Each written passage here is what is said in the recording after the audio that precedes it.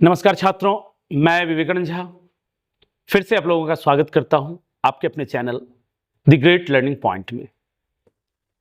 लगातार मैं आपके साथ बना हुआ, जैसा कि मैंने पहले बताया था कि आप लोगों के साथ मैं सीटेट के कंटेंट को लेकर लगातार अभी हाजिर रहूंगा। जो भी सीटेट के स्टूडेंट हैं पूरे भारतवर्ष से, उन सबों को मैं अपने चैनल में आने के लिए आमंत्रित करता हूं। मेरे कंटेंट को देखिए, अगर पसंद आता है तो इससे लाभान्वित होइए। मैं कोशिश करूंगा कि लगातार हर एक टॉपिक को टच करूं। मैंने सीडीपी के 2 वीडियोस आप लोगों को दिए, ईवीएस के एक वीडियो दिए, संस्कृत के एक वीडियो दिए। आज हिंदी शिक्षण का एक वीडियो लेकर के मैं आप लोगों के सामने उपस्थित हूं। उसके बाद मैं रेगुलर करूंगा हर चैप्टर से रिलेटेड।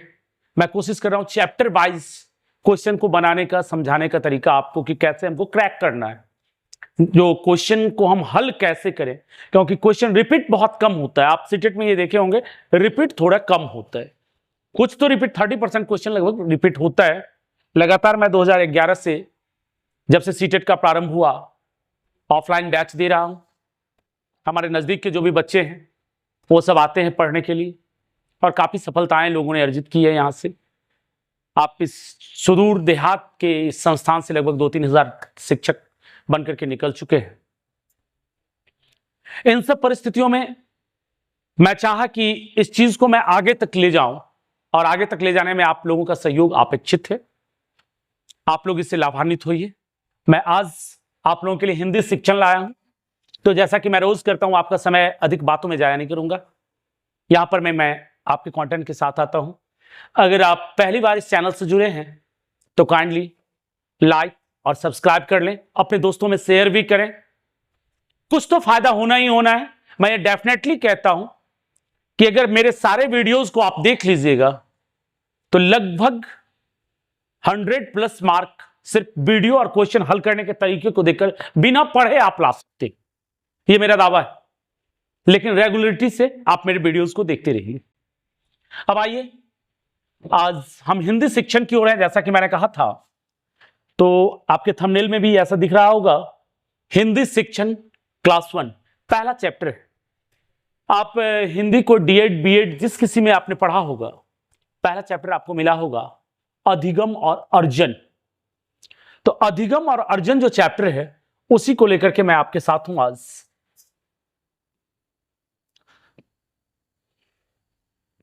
यहां पर मैं आप लोगों के साथ इसलिए हूं कि सीडीपी में जो कुछ भी फायदा आप लोगों को मिला, उस फायदे को यहां ठीक करूं। पहले मैं अधिगम और अर्जन क्या होते हैं, इस डिफरेंस को समझा लूं, उसके बाद मैं आता हूं, क्योंकि थीम पता रहने पर ना थोड़ा आसान हो जाता है क्वेश्चन को हल करना। चलिए आइए, अब कुछ महत्वपूर्ण जानकारी है। सबसे पहला आता है अर्जन। अर्जन किसको कहते हैं और अधिगम किसको कहते हैं?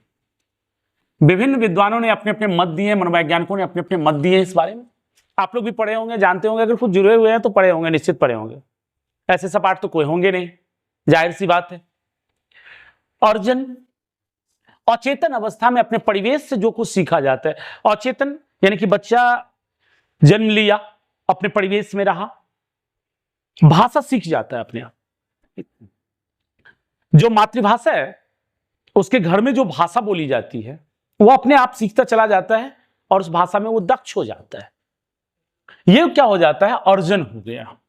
और जब विद्यालय में आया और नियम पूर्वक उसी चीज को सीखा और सीखकर अपने व्यवहार में परिवर्तन लाया, तो अधिगम कहलाएगा। अधिगम का अर्थ होता है सीखकर अपने व्यवहार में परिवर्तन लाना।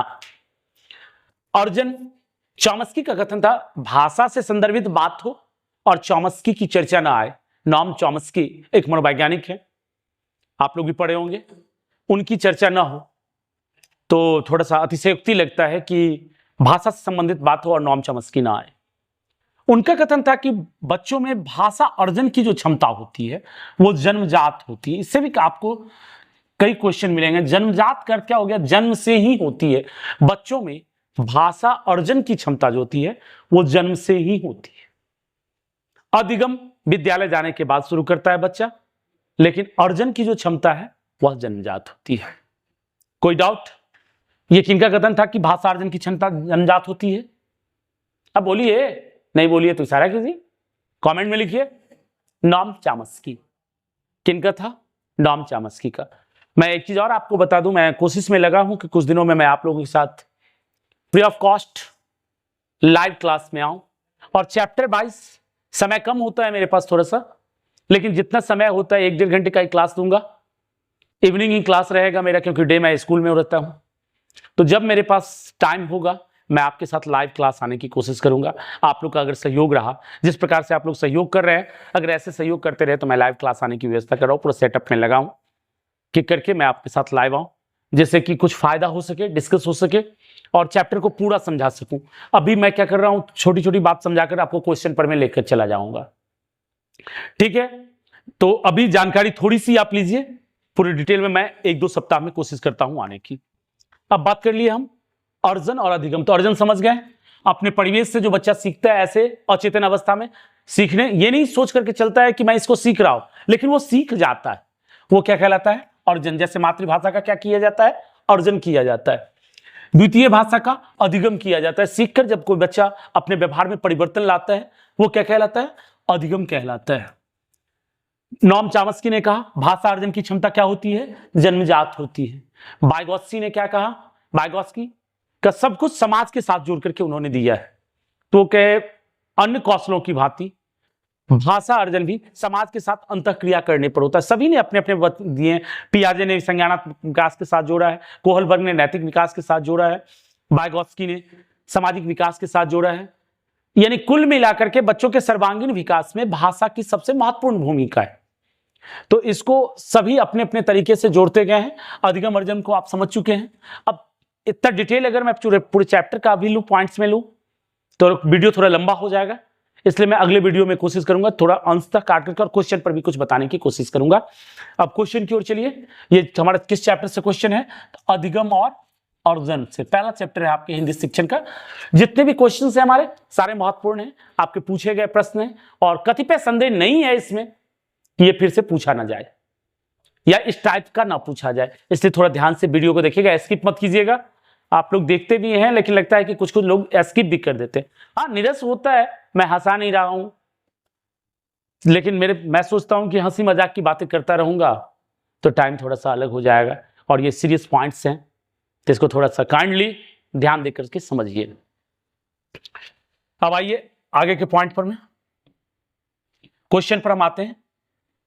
अब इसी पर में हम बहुत सारे टॉपिक्स को लेंगे आप लोग के साथ। जैसा कि पहला क्वेश्चन आपके सामने आया है, किसी एक बच्चे की भाषा दक्षता कैसे विकसित की जा सकती है?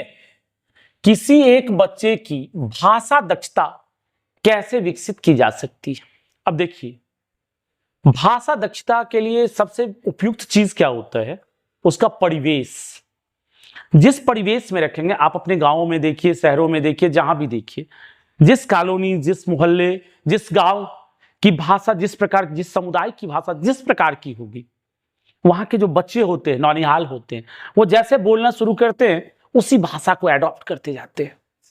तो सबसे इंपॉर्टेंट चीज क्या हो गया? परिवेश, वहां का वातावरण, भाषाई वातावरण। हम वातावरण नहीं कहेंगे, भाषाई वातावरण हो गया। लेकिन अब ऑप्शन पर हमको देखना होगा कि इसमें क्या क्या कह रहा है। ऑप्शन में कह रहा है नियमित रूप से श्रुतलेख देकर। क्या श्रुतलेख देखने से भाषा का विकास होगा? कभी नहीं होगा। ये भाषा का एकमात्र पक्ष सुनकर उसको लेखन में शुद्धि और लिखने का तरीका उसको सिखाएगा, ना कि बोलने में वो दक्ष हो जाएगा इस पे। तो भाषा के 4 कौशल हैं बच्चों, पठन के 4 कौशल हैं। पहला क्या है? वाचन कौशल, बोलकर अपनी बात को समझाना। दूसरा है पहला श्रवण कौशल, सुन करके समझना। उसके बाद वाचन कौशल, बोलकर समझाना। उसके बाद पठन कौशल, उसके बाद लेखन कौशल। लेखन कौशल का स्थान सबसे लास्ट में आता है। तो ये पॉइंट्स कभी नहीं हो सकता है। अब कार्य आधारित गतिविधियों में संलग्न करके, इसको रोक लेते हैं हम। शब्द संपदा का संवर्धन करके, केवल शब्द संपदा का संवर्धन करके, शब्द को बढ़ा करके हम उसकी भाषाई दक्षता नहीं ला सकते जब तक कि प्रयोग में न लाए। भाषा सिखाने का सबसे उत्तम काम क्या होता है? किसी भी चीज को, बच्चे को कुछ भी सिखाइए आप, साइकोलॉजी के सारे नियम इसी पर आकर के रुक जाते हैं कि बच्चे की सहभागिता अगर उसमें आती है, बच्चा स्वयं करके सीखता है, चाहे बोलने वाली बातें हैं तो उसको अगर बोलने के लिए 4 बार कहा जाए तो वो बोलता है, तो बोलने में दक्षता होता है, हेजिटेशन उसका खत्म हो जाता है। कभी कभी आप लोग के साथ भी ऐसा होता होगा कि बोलना तो आता है, सब कुछ बोल सकते हैं, लेकिन माइक पकड़ा दिया जाए तो अब आवाज ही नहीं निकलेगी, अंदर से पांव थरथराने लगा। ये क्या होता है? हेजिटेशन होता है। उस हेजिटेशन को दूर कर, किसी काम को हम बार बार करें, लगातार करें, तो उस काम में क्या होता है? परिपक्वता आ जाती है, उस काम को हम आसानी से कर लेते हैं।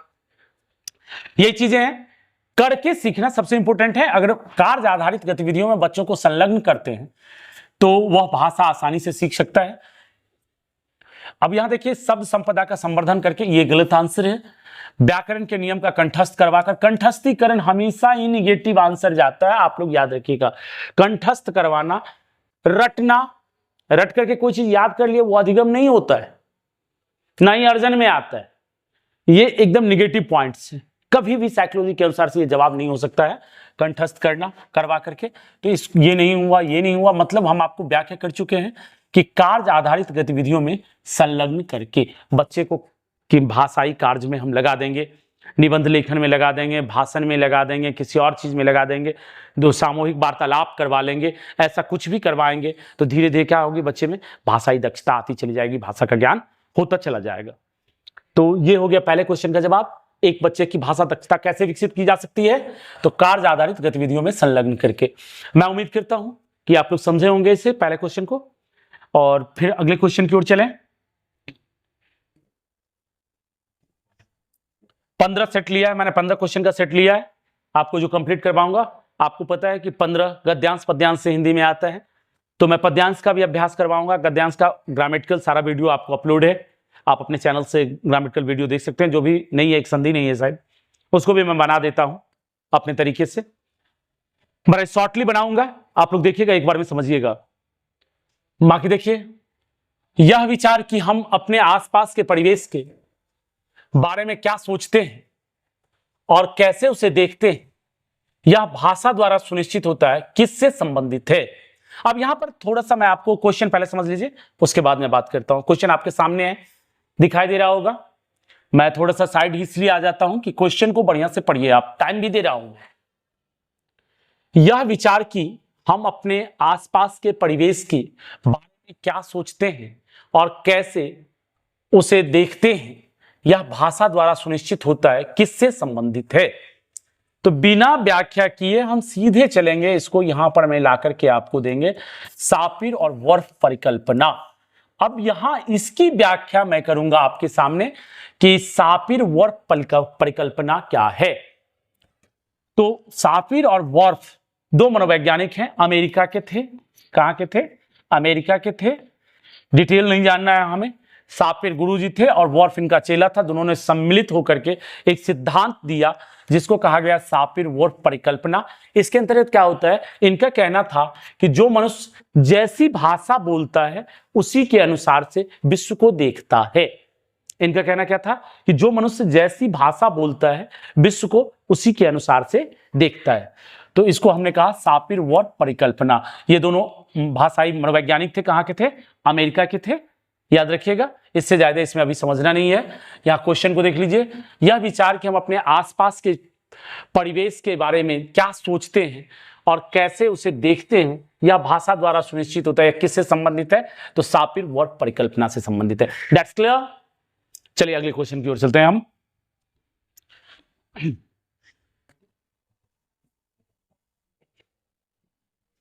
अब यहां पर देखिए, वे शैक्षिक प्रक्रियाएं, 3 नंबर क्वेश्चन है, जिनमें विद्यार्थी अपनी विद्यालयी शिक्षा अपनी मातृभाषा में आरंभ करते हैं और फिर विद्यालय के अतिरिक्त भाषाओं से जुड़ जाते हैं, वो कहलाती है।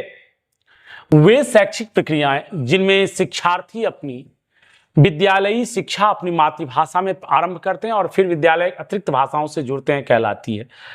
अब यहां पर मैं देखिए, ये हो जाएगा आपका बहुभाषिक शिक्षा। बहुभाषिक शिक्षा क्यों हो जाएगा? बुनियादी शिक्षा 10 परक महात्मा गांधी के द्वारा दिया गया है। महात्मा गांधी बुनियादी शिक्षा पूछ देता है कई बार। बेसिक एजुकेशन, बुनियादी शिक्षा किन का दिया हुआ है? तो महात्मा गांधी का है। ये हस्तपरक शिक्षा देने की चर्चा किए थे।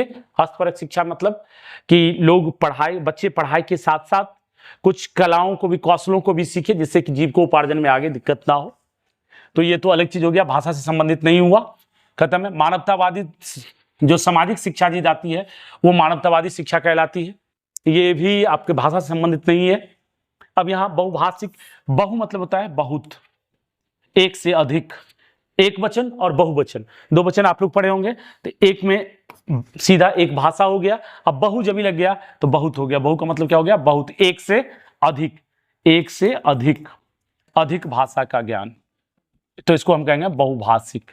द्विभाषिक शिक्षा, वो तो दो भाषाओं में शिक्षा दी जाती है, उसको कहते हैं इंग्लिश और हिंदी माध्यम में। जैसे किसी स्कूलों में आप देखती होइएगा कि मैथ को इंग्लिश मीडियम में पढ़ा दिया, सोशल साइंस को हिंदी मीडियम में पढ़ा दिया, तो द्विभाषिक शिक्षा दी गई, दो भाषा की शिक्षा दी जाती है वहां, ये अलग चीज हो गया। तो इसका आंसर क्या हो गया? आपका आंसर हो गया बहुभाषिक शिक्षा। यानी कि विद्यालय में अगर एक अपनी मातृभाषा में शुरुआती प्रारंभ करता है, वैसे आगे क्वेश्चन होगा भी, मेरा मन करता है मातृभाषा के संदर्भ में आरटी वगैरह का रेगुलेशन आपको समझा ही दूं, सर्व शिक्षा अभियान के बाद भी क्या कहा गया है, नहीं एनईपी में क्या कहा गया, लेकिन अभी इसका जिक्र मैं करना नहीं चाहता। थोड़ा सा सुनते रहिए, नीरस लग रहा हो तो थोड़ा सा हंस लिया कीजिए। अब हंस कहिएगा कि सर आप तो कुछ हंसा रहे नहीं है, फिर हम हंसेंगे कैसे? ऐसे ही हंस लीजिए, अपने मन से हंस लीजिए, लेकिन ये टॉपिक्स ऐसे हैं कि इसमें क्या हंसाऊं मैं। अब अगर टॉपिक्स आएंगे तो मैं कुछ समझाऊंगा आपको ऐसा कुछ, लेकिन एडजस्ट कीजिए, सोचिए, सोचने से होता है। अब यहां पर जवाब क्या हो गया आपका? बहुभाषिक। आगे बढ़ते हैं हम, चलिए ठीक है, तो अगले क्वेश्चन की ओर। स्किनर की यह राय कि बच्चे अक्सर भाषा अर्जन प्रक्रिया में, स्किनर क्या कहे थे कि बच्चे अक्सर भाषा अर्जन की जो प्रक्रिया करते हैं अपने से बड़ों की नकल करते हैं, अनुकरण करते हैं। होता भी यही है। आप अपने परिवेश, मैंने पहले ही कहा था शुरू करने से पहले कि जिस परिवार में जो भाषा बोली जाती है वहां के बच्चे उस भाषा को क्या करते हैं? अडॉप्ट कर लेते हैं, ग्रहण कर लेते हैं, अर्जित कर लेते हैं और उसी टाइप से भाषा बोलते। तो स्किनर वयस्कों की अनदेखी करते हैं, ये नेगेटिव आंसर है, गलत हो गया। बुरा व्यवहार करते हैं, गलत हो गया। बुरी तरह असफल हो जाते हैं, गलत हो गया। वयस्कों की नकल करते हैं, दैट्स राइट आंसर। स्किनर के अनुसार बच्चे अक्सर क्या भाषा का अर्जन प्रक्रिया में क्या करते हैं? तो भाषा का अर्जन कैसे करते हैं? तो अपने वयस्कों की नकल करते हैं, जो आसपास वयस्क लोग, बड़े लोग होते हैं उनका नकल करते हैं। क्लियर? अगले क्वेश्चन की ओर चले हम, थोड़ा तेज चलते हैं नहीं तो आप लोग का समय बहुत निरस्त हो जाएगा। हम अब इतना देर में 4 ही क्वेश्चन पर पहुंचे हैं, 15 क्वेश्चन तक की यात्रा है। निम्नलिखित में से सही कथन का चयन कीजिए। प्रथम भाषा प्रशिक्षण द्वारा अर्जित की जाती है। क्या आप देखते हैं 2 साल 3 साल के बच्चे का भाषा प्रशिक्षण दिया जाता है? क्या नहीं दिया जाता है? जाहिर सी बात है, अपने आप को बोलना सीखता है। तो पहला पॉइंट यहां आपका गलती हो गया। निम्नलिखित में से सही कथन चयनित करना, तो रॉन्ग कथन था, उसको काट दिए। प्रथम भाषा विद्यालय में अर्जित की जाती है, गलत। एक क्वेश्चन आया था एक बार कि जब बच्चा प्रथम बार विद्यालय में आता है तो वो क्या पूरा स्लेट की तरह आता है, यानी खाली दिमाग से आता है? बिल्कुल नहीं। एक समृद्ध भाषिक मेमोरी लेकर के आता है। 5 साल 6 साल में बच्चे का प्रवेश होता है विद्यालय में, क्या 6 साल तक वो बोलना नहीं जानता है? जानता है। सरकारी नियमानुसार, मैं प्ले स्कूल की बात नहीं कर रहा, आंगनबाड़ी केंद्र की बात नहीं कर रहा हूं, बालवाड़ी केंद्र की बात नहीं कर रहा हूं। जब प्रथम कक्षा में आपके विद्यालय में बच्चे आएंगे तो एक समृद्ध भाषिक परिवेश के साथ आएंगे, मेमोरी के साथ आएंगे। वो भाषा अर्जित करके आते हैं, अधिगम नहीं कर पाते हैं, अर्जित जरूर करके आते हैं। उसे बोलना, सुनना, पढ़ना आए ना आए, सुनना और समझने की शक्ति, सुनने और समझने की शक्ति होती है।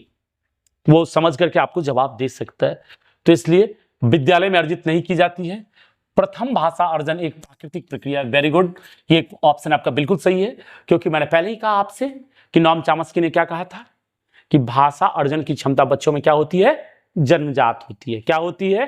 जन्मजात। किनका कथन था? नॉम चॉम्स्की का। प्रथम भाषा बच्चों के सचेतन प्रयास द्वारा अर्जित की जाती है, इसको छोड़ दीजिए। अब एक सही पॉइंट हमको मिल गया है, तो दूसरे पर में ध्यान नहीं देना है, दूसरा गलती होगा। सचेतन में अर्जन नहीं किया जाता है, सचेतन में अधिगम किया जाता है, आप लोग याद रखिएगा। सचेतन अवस्था में जो कुछ हम सीखते हैं उसको कहते हैं अधिगम, अचेतन अवस्था में जो कुछ सीख लेते हैं उसको कहा जाता है अर्जन। मतलब माइंड से हम प्रिपेयर नहीं है कि हम सीखना है, फिर भी हम सीख लिए, तो वो हो गया अर्जन करना। और प्रिपेयर होकर के जब बैठे कि हमको सीखना है, तो वो हो गया अधिगम। आगे आइए,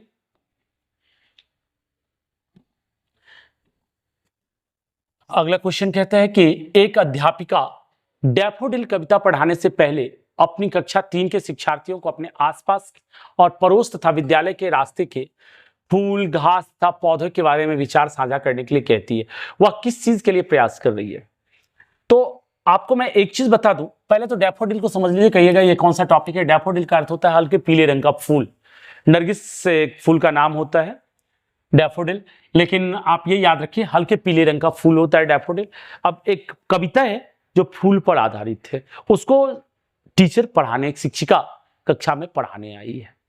अब बच्चों को वो क्या कह रही है, अपने आसपास के घास फूस पौधों के विचार को साझा करने के लिए, तुम क्या जानते हो, तुम क्या जानते हो, तुम क्या जानते हो, सब अपने अपने बारे में अपना अपना राय देता है। ये क्या है? अब पढ़ाने से पहले जब भी कक्षा में आप पढ़ाने जाते हैं तो बच्चों के प्रीवियस नॉलेज यानी कि पहले का जो ज्ञान है उसको आप तो जानना होगा कि बच्चा कितना जानता है। जब तक इस चीज का आपको पता नहीं होगा तो आप क्या बताइएगा? या तो बिल्कुल जीरो लेवल से बताइएगा तो बच्चा निरस होगा, जो कुछ जानता है कहेगा दूर जानते बात तो शिक्षक बता रहे हैं, क्या हम इसको समझे, उसका निरसता आएगी। अगर बहुत ऊपर के लेवल का बता रहे हैं आप तो क्या होगा, उसके समझ में ही नहीं आएगा, दिमाग के ऊपर से जाएगा। तो हमको करना क्या है कि पहले बच्चों के पूर्व ज्ञान को जानना, उससे हम जानकारी पूछ रहे हैं। जैसे शिक्षिका डैफोडिल्स के बारे में बताने से पहले उसके रास्ते में आते हुए फूल, घास, पौधे के बारे में विचार साझा करने के लिए कहती, सबका नॉलेज जान गई कि क्या क्या क्या क्या किसको आता है। अब वो अपना लेक्चर देना शुरू करेगी, अपने तरीके से समझाना शुरू करेगी, जो कोई निरस ना हो। तो इससे मतलब क्या होता है, वो क्या कर रही है, तो बच्चे का पूर्व ज्ञान जानने की कोशिश कर रही है। अब ऑप्शन में हम देखते हैं कि क्या आता है।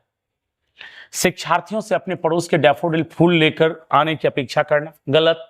फूल तोड़कर लाना नहीं है, उनको ज्ञान जानना है।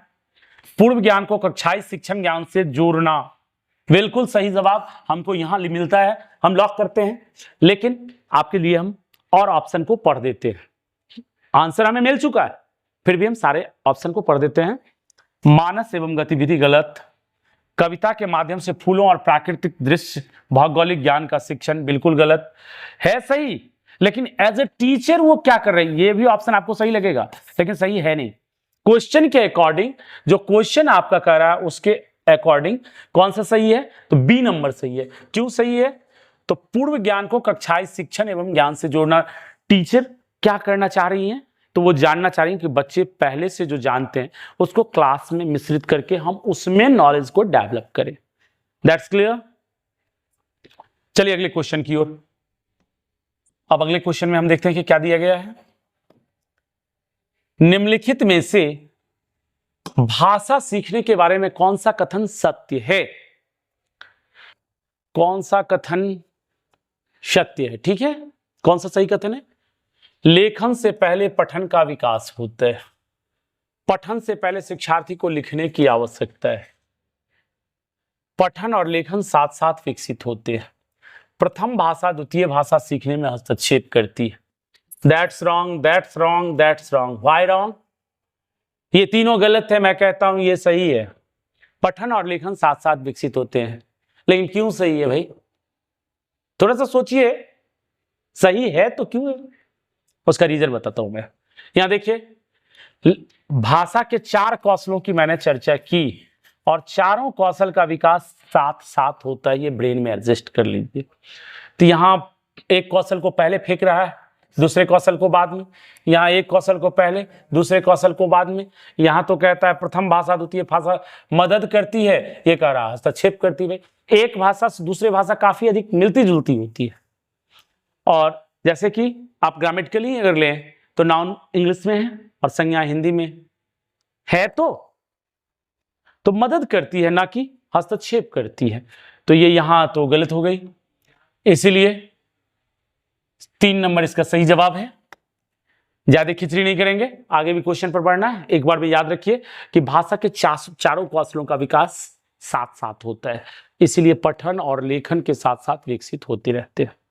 क्लियर? आगे आइए। अब इस क्वेश्चन को आप लोग पढ़िए।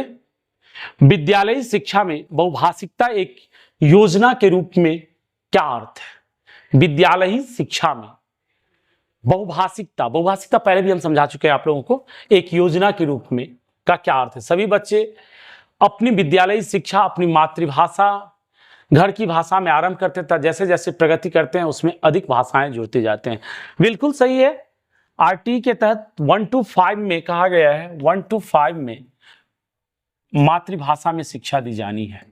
मातृभाषा में नई जो एजुकेशन पॉलिसी आई है नेप 2020 में दी गई है 2020, इसमें भी इस बात का जिक्र किया गया है कि प्राथमिक स्तर पर जो हमें भाषा की शिक्षा देनी है, किसी भी विषय की शिक्षा देनी है, वो किस में देनी है? मातृभाषा में देनी है। तो प्राथमिक स्तर पर बच्चे मातृभाषा में ही शिक्षा ग्रहण करते हैं, जैसे जैसे बढ़ते जाते हैं अन्य भाषा उनके साथ जुड़ता चला जाता है। आपका ये ऑप्शन बिल्कुल सही है यहाँ, लेकिन फिर भी हम आपके लिए थोड़े से ऑप्शन को पढ़ेंगे। देखिए क्या कहता है, सभी बच्चे निर्देश के माध्यम से रूप में राजभाषा में सीखते, अंग्रेजी और हिंदी सीखते। ये गलत है ना भाई, निर्देश के रूप में राजभाषा क्यों सीखेंगे? तो फिर मैथिली अब कहाँ पढ़ाई होगी? हम तो मैथिली भाषी हैं, बिहार से हैं, तो मैथिली कहाँ पढ़ाई होगी? या अवधी कहाँ जाएगी, ब्रजभाषा कहाँ जाएगी, राजस्थानी कहाँ जाएगी, बुंदेली कहाँ जाएगी? तो इसलिए जो मातृभाषा है, जो घर की भाषा है, इसी में पहली पढ़ाई जाती है, इसलिए गलत है। सभी बच्चे अपने आधारभूत स्तर से अंग्रेजी राजभाषा तथा हिंदी से सीखते हैं, ये भी गलत है। मातृभाषा में सीखना है, सीधा याद रखिए। क्या पढ़े इसको? प्राथमिक स्तर पर माध्यम के रूप में मातृभाषा तथा उच्च प्राथमिक स्तर पर अंग्रेजी माध्यम के रूप में, ये भी गलत है। जिसको जो मन होगा उच्च प्राथमिक स्तर पर में जो मन होगा वो रखेगा। क्यों जरूरी है अंग्रेजी? हिंदी मीडियम से ही ग्रेजुएशन तक पढ़ेगा या जहां तक पढ़ना है, या अंग्रेजी मीडियम से पढ़ना है तो प्राथमिक से ही अंग्रेजी मीडियम से पढ़ेगा। कोई बैंडेशन तो नहीं है, ये स्वतंत्रता है, इसलिए ये ऑप्शन भी नहीं होगा। तो इसका क्या जवाब हो गया? सभी बच्चे अपनी विद्यालय शिक्षा अपनी मातृभाषा घर की भाषा में आरंभ करते हैं, तब जैसे जैसे प्रगति करते हैं उनमें अधिक भाषाएं जुड़ते चले जाते हैं। चलिए अगले क्वेश्चन की ओर हम चलते हैं। जब बालक किसी भाषा को द्वितीय अथवा तृतीय भाषा के रूप में सीखती है तो इसे माना जाता है। द्वितीयक या तृतीयक भाषा सीखता है तो वह नियम पूर्वक सीखेगा। अर्जन किसका करेगा? मातृभाषा का। अर्जन किसका करता है? मातृभाषा का। तो ये आंसर नहीं हुआ। भाषा की अमूर्तता, मूर्त और अमूर्त, मूर्त मतलब होता है प्रत्यक्ष वस्तु और अमूर्त मतलब होता है अप्रत्यक्ष। तो भाषा की अमूर्तता नहीं होना है यहाँ, भाषा वृद्धि भी नहीं होनी है। भाषा का सीखना यहाँ होना चाहिए था, सीखने की जगह अधिगम करना। क्या होना चाहिए? अधिगम। लेकिन आपको फंसाने के लिए अधिगम न देकर के क्या दिया गया है? भाषा का सीखना। तो एक मतलब प्रारंभ में क्या किया, जब बालक किसी भाषा को द्वितीय अथवा तृतीय भाषा के रूप में सीखता है तो विद्यालय में सीखेगा, जाहिर सी बात है, या कहीं भी सीखेगा नियम पूर्वक सीखेगा, तो सचेतन अवस्था में सीखेगा। तो वो क्या करेगा? भाषा का अधिगम करेगा। अधिगम करेगा मतलब भाषा को सीखेगा। अधिगम का शाब्दिक अर्थ क्या होता है? सीखना। क्लियर है? अब चलिए अगले क्वेश्चन की ओर हम चलते हैं।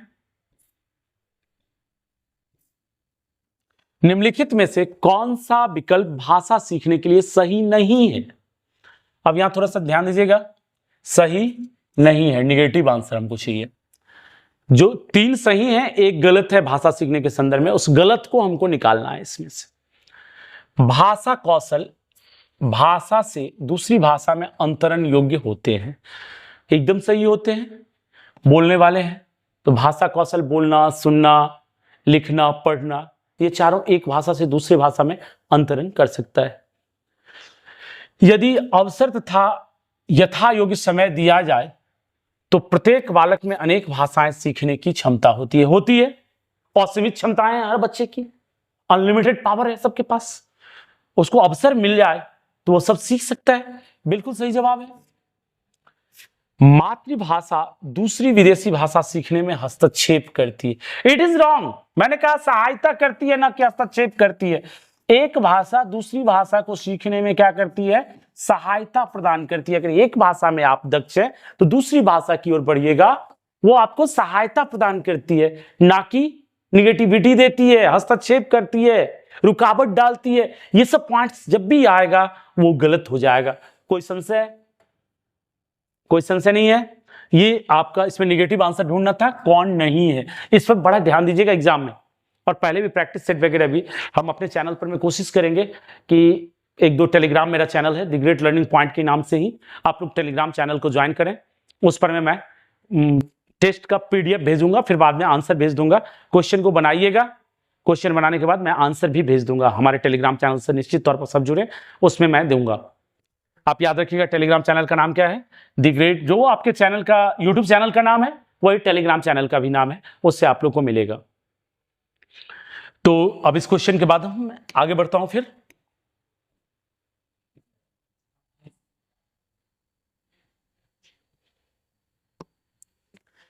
सीखने के प्रतिफल हैं।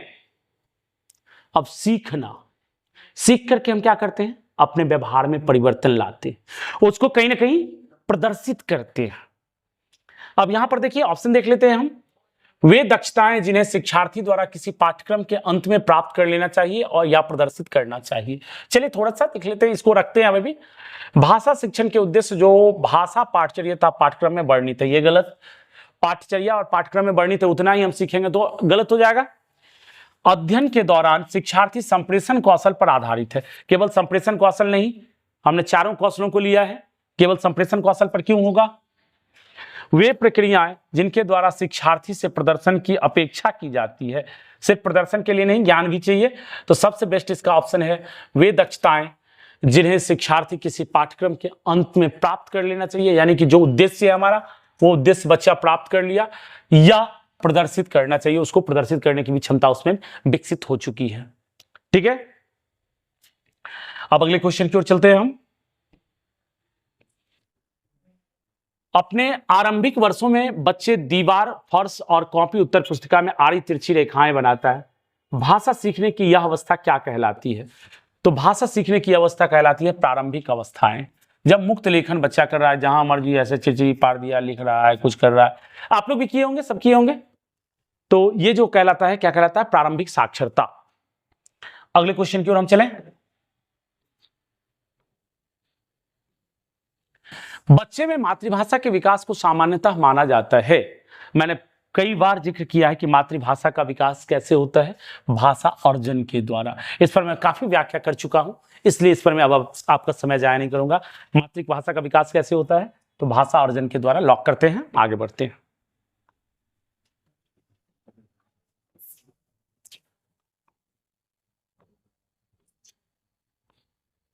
अगला लीजिए, भाषा सीखने के आरंभिक वर्षों में कहानियां डैश के लिए।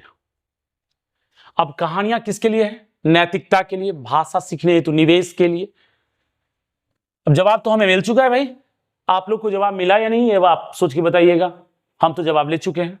दोहरावता पुनरुत्पादन के लिए, अपने समाज के बारे में सीखने के लिए, सारे जवाब सही हैं, लेकिन सबसे उपयुक्त कौन सा है, डिसाइड ये करना है आपको। अपने समाज के बारे में सीखने के लिए नहीं, केवल समाज नहीं सीखना, अपना उत्थान भी करना। दोहराव या पुनरुत्थान, ये भी उतना सटीक नहीं लग रहा है। नैतिकता एक पक्ष को उजागर करता है। तो भाषा सीखने हेतु निवेश, दैट्स राइट आंसर। और सबसे उपयुक्त आंसर है भाषा सीखने हेतु निवेश, यानी कि प्रारंभिक क्रम में जिस भाषा में कहानियां सुनाई जाती है उस भाषा की दक्षता बच्चे प्राप्त करते हुए चले जाते हैं, तो भाषा सीखने का निवेश होगा इसका राइट आंसर। आगे बढ़िए। भाषा अर्जन का अर्थ है, बार बार बताया हूं, तो भाषा अर्जन का अर्थ, ऑप्शन को देख के आप लोग जवाब दीजिएगा। किसी भाषा के व्याकरण नियमों को सीखना। जब बच्चा अर्जन करता है तो व्याकरण का उसे पता भी नहीं होता है कि व्याकरण किसे कहते नहीं कहते, यानी कि 1 से 5 ईयर तक अर्जन की क्षमता होती है, क्या उसे व्याकरण के बारे में पता होता है, नहीं होता है। किसी भाषा को अनौपचारिक परिवेश में अनजाने में ही सीख लेना, ये मैंने कहा था कि अचेतन अवस्था में जब कोई सीखते हैं हम किसी चीज को, वो क्या होता है, अर्जन। और जब चेतन अवस्था में सीखते हैं, नियम पूर्वक सीखते हैं, तो वो क्या होता है, अधिगम। तो यहां अर्जन की चर्चा है कि भाषा अर्जन का क्या अर्थ है, तो किसी भाषा को अनौपचारिक परिवेश में अनजाने में सीख लेना। भाषा को जब भी औपचारिक परिवेश में सीखना होता है तो ये हो गया अधिगम। भाषा के बारे में सीखना तो होगा ही नहीं, तो ये अधिगम की परिभाषा हो गई। ये है अर्जन की परिभाषा, जो एक्यूरेट आंसर आपका कहां जा रहा है, बी पर। अभी आप लोग 15 क्वेश्चन का अधिगम और अर्जन से डिस्कस किए। मैं उम्मीद करता हूं कि आप लोग इसे सीखे होंगे। अगर सीखे होंगे तो काइंडली लाइक जरूर कीजिएगा, सब्सक्राइब कीजिए। अगर कुछ चीजें दिक्कत हुई होगी उसको कमेंट में डाल दीजिएगा। और आज एक और रिक्वेस्ट करता हूं कि आप लोग हमारे टेलीग्राम चैनल से जुड़ें। आपको टेस्ट की का क्वेश्चन और आंसर फ्री ऑफ कॉस्ट आप लोगों को मिल जाएगा। टेलीग्राम चैनल का भी नाम यही है जो आपके अपने चैनल का नाम है, द ग्रेट लर्निंग पॉइंट। आज के लिए दैट्स ऑल, थैंक यू, धन्यवाद। फिर मिलते हैं अगली वीडियो में।